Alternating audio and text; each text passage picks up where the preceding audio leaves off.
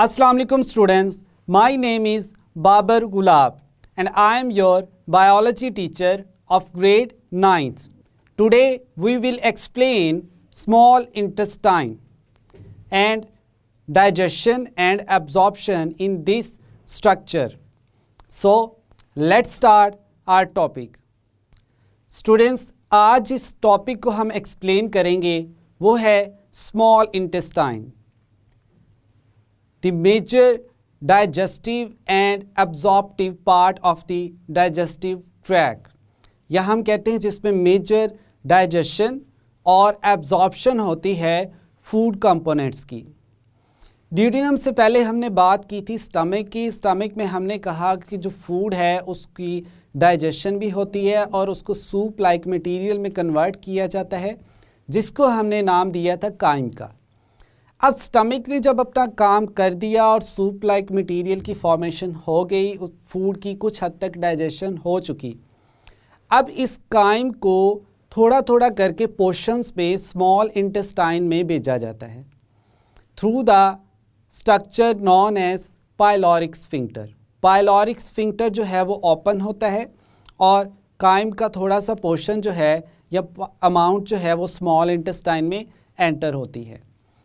अब small intestine में जब फूड पहुंच जाता है तो अब यहाँ पर फूड में present each and every substance की जो ब्रेकडाउन है वो कंप्लीट होती है, यानी सारी की सारी अब जो डाइजेशन रह गई है वो स्मॉल इंटेस्टाइन में हो गई। और इसके साथ साथ जितनी भी एब्जॉर्प्शन है न्यूट्रिएंट्स की स्मॉल इंटेस्टाइन से ब्लड वेसल्स में, या हम कहते हैं कैपिलरीज में, या फिर लिम्फेटिक सिस्टम में, तो वो यहीं पर स्मॉल इंटेस्टाइन के थ्रू ही होगी। इसीलिए हम कहते हैं small intestine is the part where maximum digestion and absorption of the food components take place. Small intestine जो है इसके डिफरेंट पार्ट्स हैं और हर पार्ट में जो है फूड की स्पेसिफिक डाइजेशन होती है और एब्जॉर्प्शन होती है। स्मॉल इंटेस्टाइन के स्टूडेंट्स हमारे पास 3 पार्ट्स हैं, जिनमें हमारे पास है ड्यूडेनम, जेजुनम और इलियम। सबसे पहले हम बात करते हैं ड्यूडेनम की। ड्यूडेनम की जो लेंथ है वो 10 इंचज़ है, या हम कहते हैं 25 सेंटीमीटर है। अब फूड की जो मैक्सिमम डाइजेशन है वो इसी पार्ट में होती है, यानी ड्यूडेनम वाले पोर्शन में, और इसके बाद जो फूड है डाइजेशन के बाद नेक्स्ट पार्ट में भेज दिया जाता है जो कि है जेजुनम। अब ड्यूडेनम में हम देखते हैं कि कौन कौन सी सिक्रीशन जो हैं या डाइजेस्टिव मटेरियल्स हैं वो फूड में ऐड किए जाते हैं। इसमें हमारे पास 3 सिक्रीशंस हैं। सबसे पहले है हमारे पास बाइल, बाइल के बाद है हमारे पास पैंक्रियाटिक जूस, और थर्ड है हमारे पास इंटेस्टिनल जूस। अब बाइल को हम देखते हैं। बाइल की जो सिंथेसिस है, यानी बनता कहाँ पे है, बाइल लिवर में बनता है। Liver is a organ responsible for the synthesis of bile. अब जब बाइल लिवर में बन जाता है तो इसको स्टोर किया जाता है टेम्परेरली, किसमें, गॉल ब्लैडर में। यानी लिवर ने बाइल बनाया, अब उसको गॉल ब्लैडर में भेज दिया, वहाँ पे वो स्टोर हो जाता है। तो जैसे ही जो फूड है वो स्मॉल इंटेस्टाइन के ड्यूडेनम पार्ट में आता है तो ये जो गॉल ब्लैडर है ये बाइल डक्ट के थ्रू इस बाइल को ड्यूडेनम में ऐड कर देता है। अब बाइल जो है फूड के कंपोनेंट्स की डाइजेशन करते हैं। बाइल जो है वो फैट्स की इमल्सिफिकेशन भी करता है। हम कहते हैं कि फैट्स की जो मॉलिक्यूल्स हैं उनको दोबारा एग्रीगेट होकर कॉम्प्लेक्स मॉलिक्यूल्स बनाने से रोकता है। सेकंड है स्टूडेंट्स हमारे पास पैंक्रियाटिक जूस।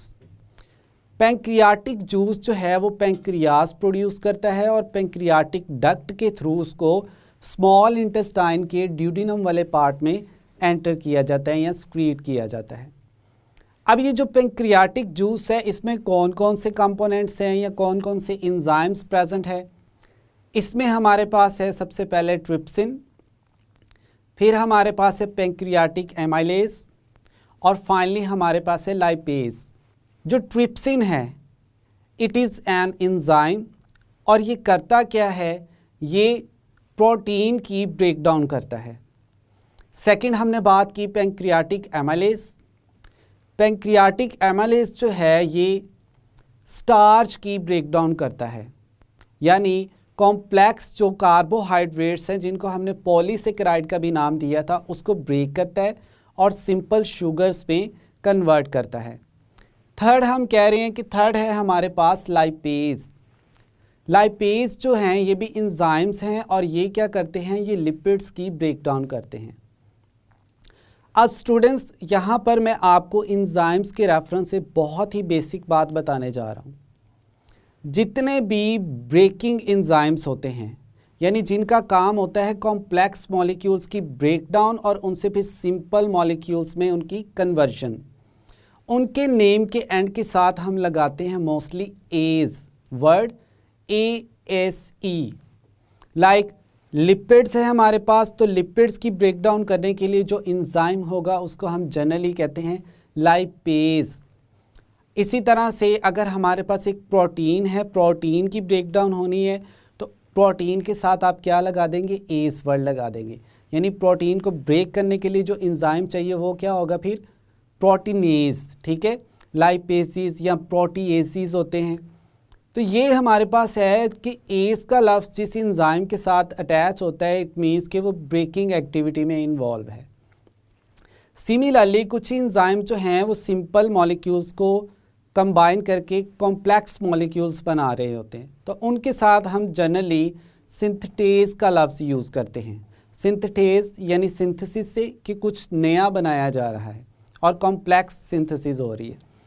अब यहाँ पर हमने देख लिया कि जो पैंक्रियाटिक जूस है उसमें 3 टाइप्स की जो एंजाइम्स हैं वो प्रेजेंट होते हैं, ट्रिप्सिन, पैंक्रियाटिक एमाइलेज और लाइपेज।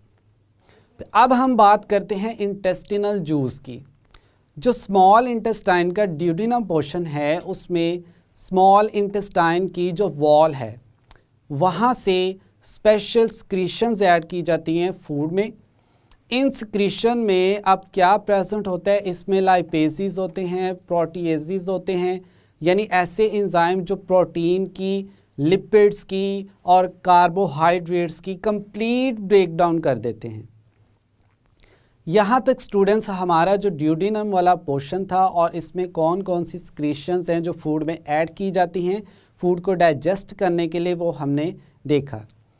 ड्यूडिनम को हम कहते हैं कि ये स्मॉल इंटेस्टाइन का या फिर डाइजेस्टिव ट्रैक का वो पार्ट है जहाँ पर फूड की मैक्सिमम डाइजेशन होती है।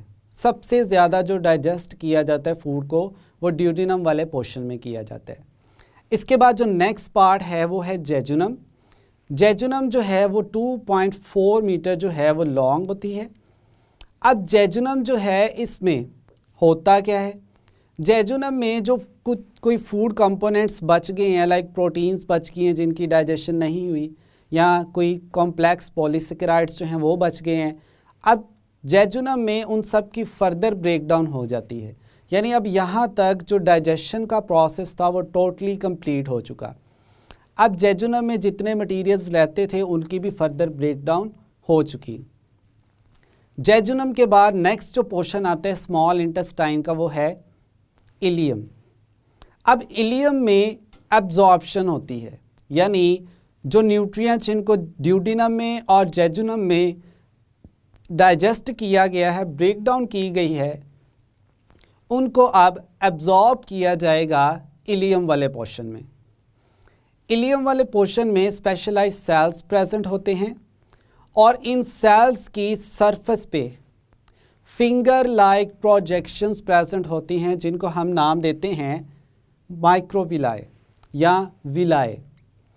विलाए हम कहते हैं ओवरऑल, प्लूरल है, और अगर एक सिंगल फिंगर लाइक प्रोजेक्शन की बात करें तो हम इसको कहते हैं विलस। अब ये जो विलाए हैं इनमें रिच सप्लाई होती है ब्लड कैपिलरीज की और साथ ही साथ एक वेसल की, लिम्फेटिक वेसल की, जिसको हम कहते हैं लैक्टियल।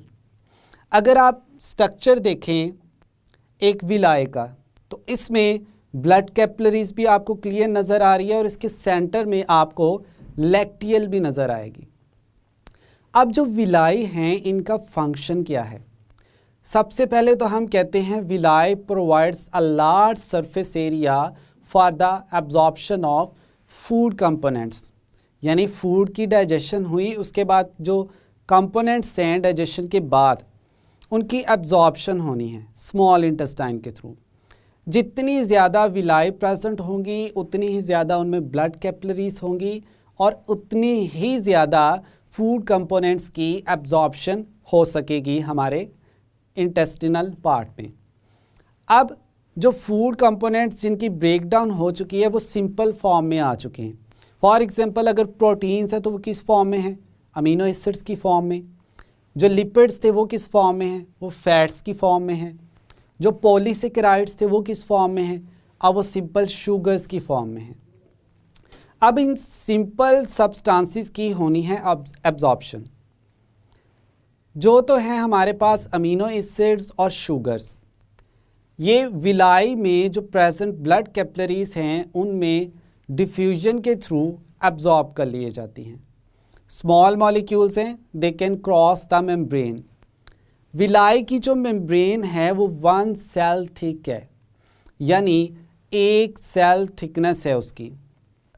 स्टूडेंट्स, इससे मिलता जुलता मैं आपको एक और पॉइंट बताता हूँ। हमारे जो रेस्पिरेटरी सिस्टम में एल्वुलाई हैं जिनमें गैस जो है वो फिल होती है, उस एल्वुलाई की भी जो वॉल्स हैं वो 1 सेल थिक हैं, और यहाँ पर जो विलाई हैं इनकी जो वॉल्स हैं वो भी 1 सेल थिक हैं। अब इतनी बारीक जो वॉल्स हैं वो किस लिए हैं? वो इसलिए कि जो फूड कंपोनेंट्स की एब्जॉर्प्शन है वो मैक्सिमम हो सके। बारीक मेम्ब्रेन है और इसको क्रॉस करना मटेरियल्स के लिए आसान है। अब जो अमाइनो एसिड्स और हमारे पास शुगर्स हैं लाइक ग्लूकोज एट्सेट्रा, इनको एब्जॉर्ब कर लिया जाता है ब्लड कैपिलरीज में, और ब्लड कैपिलरीज से फिर फर्दर इनको हेपेटिक पोर्टल वेन के थ्रू भेजा जाता है लिवर में। अब लीवर क्या करता है? लीवर देखता है इन फूड कंपोनेंट्स को और इनमें जो वेस्ट होता है उसको रिमूव करता है, और फिर बाद में हेपेटिक वेन के ज़रिए इसको भेजता है हार्ट के पास। हार्ट जो है वो फिर पंप करता है और इन न्यूट्रिएंट्स को पूरी की पूरी बॉडी में to each and every cell इसको सप्लाई करता है। ये तो हमने बात की कि जो प्रोटीन्स हैं उनके अमीनो एसिड्स और पॉलीसेकेराइड्स के जो सिंपल शुगर्स हैं लाइक ग्लूकोज, उनको कैसे ब्लड कैपिलरीज में एब्जॉर्ब करके फिर डिफरेंट ऑर्गन से पास करवा के पूरी बॉडी में हर एक सेल तक पहुंचाया जाता है। अब हम बात करते हैं कि जो हमारे पास फैट्स बची हैं उनकी एब्जॉर्प्शन कैसे होती है। स्टूडेंट्स, हमने विलाई के स्ट्रक्चर में या एक विलस के स्ट्रक्चर में आपको बताया कि इसके सेंटर में एक लिम्फेटिक वेसल प्रेजेंट होती है जिसको हमने नाम दिया लैक्टियल। अब जो फैट्स हैं वो इन लैक्टियल में एब्जॉर्ब होती हैं। यहाँ से एब्जॉर्ब होने के बाद वो लिम्फेटिक सिस्टम में जाती हैं और वहाँ से फिर ब्लड में उनको ट्रांसपोर्ट किया जाता है। फिर ब्लड से ये जो फैट्स हैं ये बॉडी में हर एक सेल्स तक पहुँचती हैं, और इनको अगर इनसे एनर्जी एक्सट्रैक्ट करना है तो एनर्जी एक्सट्रैक्ट की जाती है, और अगर इन्हें स्टोर करना है तो इन्हें स्टोर कर लिया जाता है in the form of adipose tissues. यहाँ तक तो था हमारा कंप्लीट पोर्शन स्मॉल इंटेस्टाइन का, जिसमें डिफरेंट पार्ट्स को देखा और इन पार्ट्स में कौन कौन सी सिक्रीशंस हैं और फूड कंपोनेंट्स की जो एब्जॉर्प्शन है वो किस तरह से होती है। अब स्टूडेंट्स, जो जितने भी फूड कंपोनेंट्स थे उनकी मैक्सिमम जो एब्जॉर्प्शन है वो हो जाती है किस पोर्शन में? इलियम वाले पोर्शन में। अब जो रिमेनिंग हमारे पास वेस्ट बच जाता है उसको स्मॉल इंटेस्टाइन से भेज दिया जाता है लार्ज इंटेस्टाइन की तरफ। अब ऐसा नहीं होता कि जितने भी फूड कंपोनेंट्स हैं उन सब की ब्रेकडाउन होगी, यानी डाइजेशन हुई, डाइजेशन के बाद सबकी जो है वो एब्जॉर्प्शन होगी। कुछ जो फूड कंपोनेंट्स हैं उनकी स्टिल जो डाइजेशन है वो रह जाती है, वो यानी ब्रेकडाउन नहीं होते, तो उनको एज ए वेस्ट भेज दिया जाता है किसमें? लार्ज इंटेस्टाइन में। अब हमने स्टार्ट में बात की थी बाइल की, हमने कहा लीवर इसको सिंथेसाइज करता है। अब बाइल से रिलेटेड एक और इंटरेस्टिंग फैक्ट है जो मैं आपको बताने जा रहा हूँ। लीवर का काम होता है ओल्ड रेड ब्लड सेल्स को किल करना या उनकी ब्रेक डाउन करना, डिस्ट्रक्शन करना। लीवर में जितने भी बॉडी के रेड ब्लड सेल्स होते हैं जो ओल्ड होते हैं उनको क्या किया जाता है, ब्रेक किया जाता है और उनको बाइल के साथ ही मिक्स करके स्मॉल इंटेस्टाइन में भेज दिया जाता है। अब स्मॉल इंटेस्टाइन में जो डेड रेड ब्लड सेल्स हैं वो भी प्रेजेंट हैं और इनको एज अ वेस्ट फिर ट्रांसफ़र कर दिया जाता है लार्ज इंटेस्टाइन में। लीवर जो है वो रेड ब्लड सेल्स को किल कर रहा है और रेड ब्लड सेल्स हम बात करें कौन से वाले, ओल्ड। अब यहाँ पे क्वेश्चन है कि जो रेड ब्लड सेल्स का एवरेज लाइफ स्पैन है वो है कितना। हम कहते हैं 4 मंथ्स या 120 डेज़। तो 120 दिन से पुराने जो रेड ब्लड सेल्स होते हैं उनको लीवर क्या करता है, उनकी ब्रेक डाउन कर देता है। तो इस तरह से जो ओल्ड या रेड ब्लड सेल्स होते हैं उनको डिस्ट्रक्ट करके उनको भेजा जाता है स्मॉल इंटेस्टाइन में, फिर स्मॉल इंटेस्टाइन में उनको वेस्ट के तौर पे भेज दिया जाता है लार्ज इंटेस्टाइन में और फिर वहाँ से वो फीकल मटेरियल के साथ जो है बॉडी से रिमूव हो जाते हैं। तो ये था फंक्शन बाइल का कि इसमें किस तरह से जो रेड ब्लड सेल्स हैं ओल्ड उनको भी बॉडी से रिमूव किया जाता है। स्टूडेंट्स, यहाँ तक हमने स्मॉल इंटेस्टाइन के कंप्लीट जो डाइजेशन और एब्जॉर्प्शन का प्रोसेस है उसको एक्सप्लेन किया। अब इसको हम ज़रा ब्रीफली देख लेते हैं। हमने कहा स्मॉल इंटेस्टाइन के 3 मेजर पार्ट्स हैं जिसमें हमने कहा ड्यूडेनम, जेजुनम और इलियम। ड्यूडेनम में हमने कहा फूड की जो मैक्सिमम डाइजेशन है वो होती है।